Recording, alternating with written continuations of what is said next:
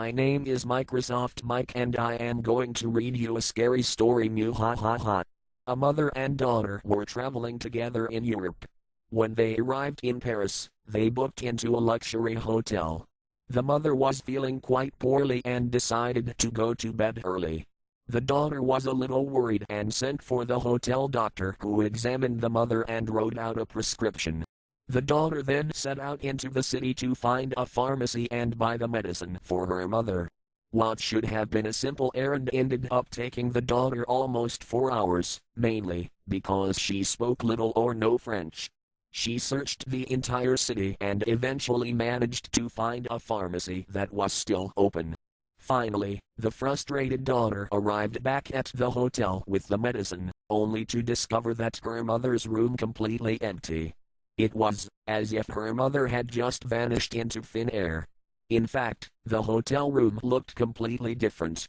The carpet, the wallpaper and the curtains all had different patterns. The bed was made and looked as if it had never been slept in. All of their luggage was nowhere to be found. When the confused daughter stopped a cleaning lady in the corridor and asked where her mother was, she was met with a blank stare. In fact, all of the hotel staff denied ever seeing the mother and daughter before. The hotel manager even said he had no record of them ever checking into the hotel. At this point, the daughter became frantic and she fled to the embassy, where she was greeted by sympathetic officials who wouldn't believe her story. Instead, they doubt that her mother ever existed and decide that the daughter must be crazy. Trapped in a nightmare, the young girl ended up being sent to a mental hospital, where she died years later, completely insane. Well, that was a fucking screwed up story. Don't you think?